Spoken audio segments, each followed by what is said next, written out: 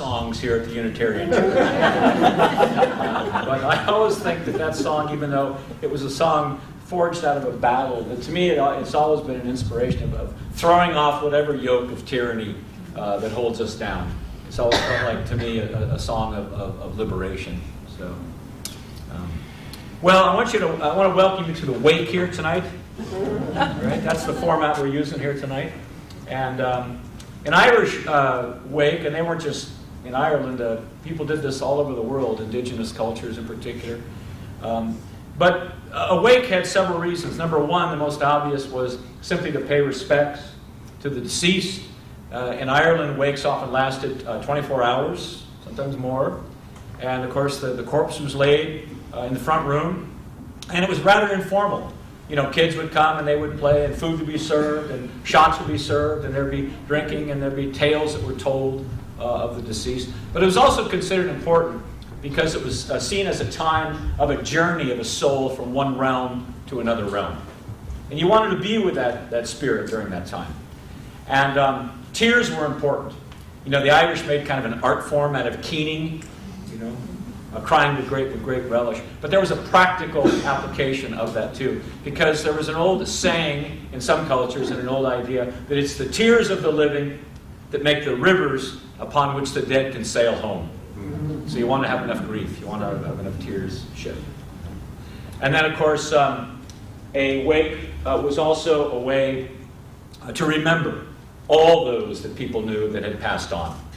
Friends, family, relatives. And so I always like to do that too, to begin the wake. To all those that we know, near and far, passed on recently, passed on long ago, to all of them on the other side. Sláinte. Sláinte. Sometimes at a wake, a traditional teller of tales would appear. Sometimes a Shawnee would appear because he was simply part of the community and he knew the person that had died. But Shawnees, they were men or women that also traveled far and wide, telling tales. And it was considered fitting if a Shawnee appeared at a wake, because a wake was a journey of a soul from one realm to another realm. And a Shawnee was considered a person with a foot in one realm, the realm of the here and now, and a foot in the other realm where all the stories dwell. And so if a Shawnee did appear, he or she was given a place beside the corpse, some time to tell a tale, and given a plate of the local fare, the food, and if times were good, and especially if they weren't, he was given a drop or two of the water of life, a wishkebab. I know. Sláinte to you. Oh, it's bloody grand. Well, no. We're waking Finn McCool tonight, and despite the name Wake, people fell asleep at these bloody things all the time. So don't you think that a teller of tales would have a method, a strategy for making sure people were awake, sober enough to hear it? Well, of course he would, and I do.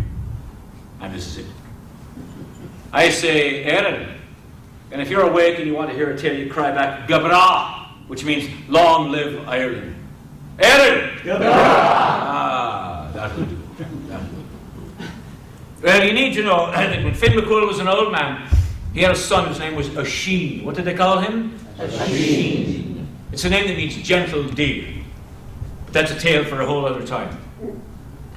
But Oisin, he was every bit the warrior his father was, every bit the poet. But Oisin had a radiance like a king.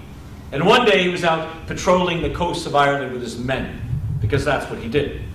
He was the captain in a band of men known as the Fianna. What did they call them? The Fianna.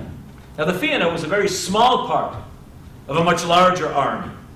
But they were noteworthy, because as well as being ferocious fighters, they were fine poets as well. And they were noteworthy because they lived by the old code. And the old code was never, ever give a sword to a man that can't dance. Because the Fianna, they understood. There was nothing more intoxicating than sword play, warfare, bloodshed. And if a man didn't have a rhythm in his bones, didn't have poems in his heart, a few wise tales in his brain, he might easily become more intoxicated by battlefield instead of hearth fire. Might come to love the sound of his own battle cry more than the sound of his own woman wooing him home into pillow.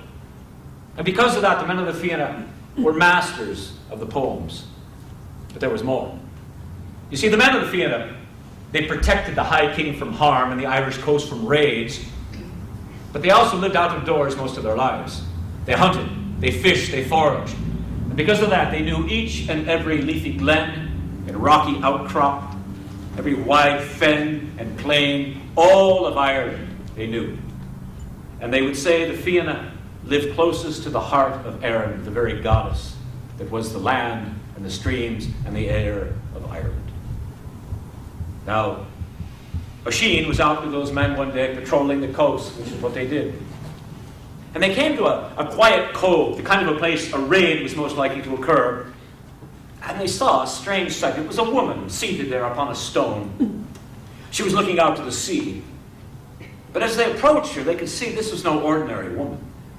There was a fine white steed beside her. She wore a gown of the finest raiment. She had gold bands upon her arms and beautiful hair cascaded down her shoulders. But as the men approached, she heard them and she turned to them. And when they saw her face, all of the men looked away in disgust.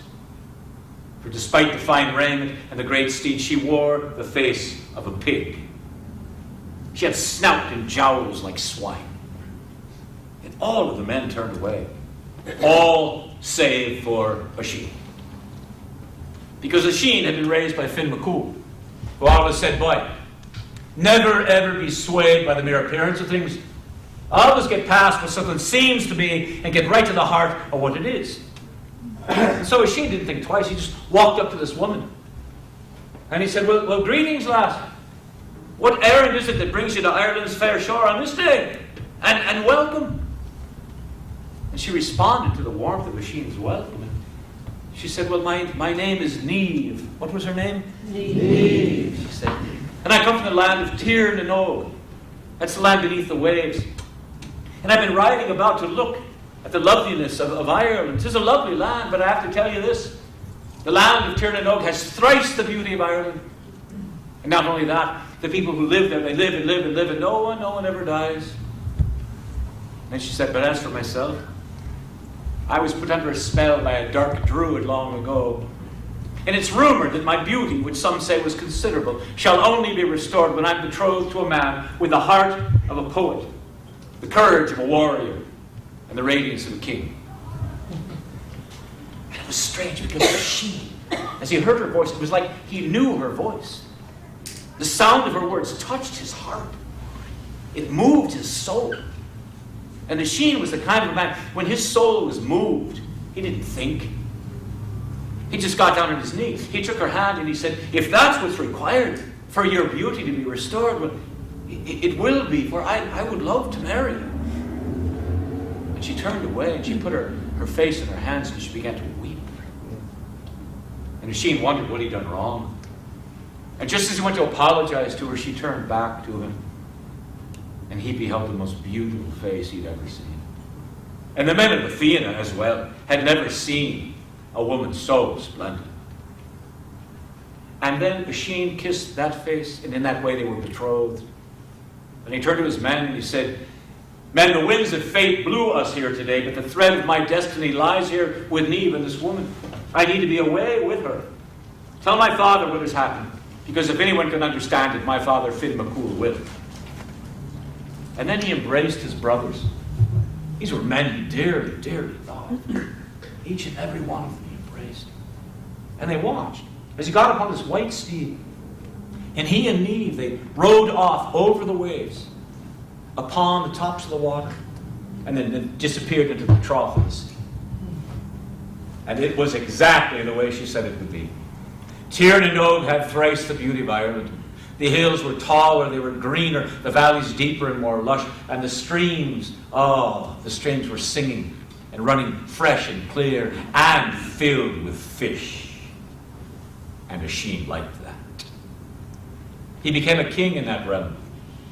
He had children with Niamh, and he was so happy. But one day he said, Niamh, I miss Ireland. I miss my brother. I have to go home for a visit to see my father. And she said, Sheen, how long do you think it's been since you've been gone? And he said, well, it's not what I think, it's what is. It's been 3 years, nearly to the day. And she said, Sheen, the laws that govern time here and the laws that govern time in Ireland are different. 300 years have passed in Ireland. And if you go, you'll never come back to me. And if you go, you won't know a soul, and they won't know you. He said, I can't believe that. I can't believe it in Ireland without the Fianna, without my father. I have to see that with my own eyes. And she said, Sheen, you don't understand. If your foot so much as touches the earth of Ireland, all 300 years will come flooding right back into you. You'll be an ancient man. You'll never come home to me. And he said, but Niamh, I have to see it with my own eyes. She said, come with me. She took him to the stable. And they went to the very stall where her great white steed was kept. And she said, now listen to me, husband. You stay mounted on that horse. Ride all through Ireland, but don't get off of that horse. Do you understand? And he said, I do. I do. I'll stay mounted on the horse. Now don't worry. You think she worried? Yeah. Bloody well worried. He rode off the next day. It took all day to ride out in the land of Tirnano. He came to Ireland. He was so happy. He was so happy to be there again. And he rode across the great wide plains of Leinster, the rocky hills of Connaught, the beautiful coast of Ulster, into the beautiful streams in the hills of Munster. And everyone he talked to, he would say, have you seen Finn McCool? Have you seen any of the men of the Fianna? They said, man, those are men of legend. They died hundreds of years ago if they ever lived. And Sheen couldn't believe it. Some people didn't know that Finn, his brothers, had lived. He knew that some of them must be somewhere, but there was only one hope that he had, you see. And he rode to a meadow up in the heights of Munster. And there was a big flat stone. And what he needed was beneath the stone, but could he get off the horse? No. So he saw a cow herd in the meadow. He said, man, come here. It's a matter of the gravest importance here. Now, I want you to lift up that stone, because I need something beneath it. And the man said, lift up that stone? 5 men couldn't lift up that stone. And Sheen was beside himself. And he leaned over, and leaned over, and he was able to hook a hand around the stone. And he spurred the horse, and he lifted it up, and he threw it back, and sure enough, beneath that stone was a great curved horn called the Horn of Boraboo. What was that called? The Horn of Boraboo. And any man of the Fianna who picked up that horn and blew upon it, it would sound a blast that would travel all through Ireland. And any of the men of the Fianna that heard it would come right to that place. And he leaned over to get it. And he leaned over first. And he leaned over so far, the girth of his saddle broke. And he fell. But he was a warrior, and he caught himself. And he pulled himself up. But his toe touched the earth of Ireland. And this cowherd watched this ancient warrior dressed in this ancient garb fall from the horse and began to shake. And his skin turned to leather.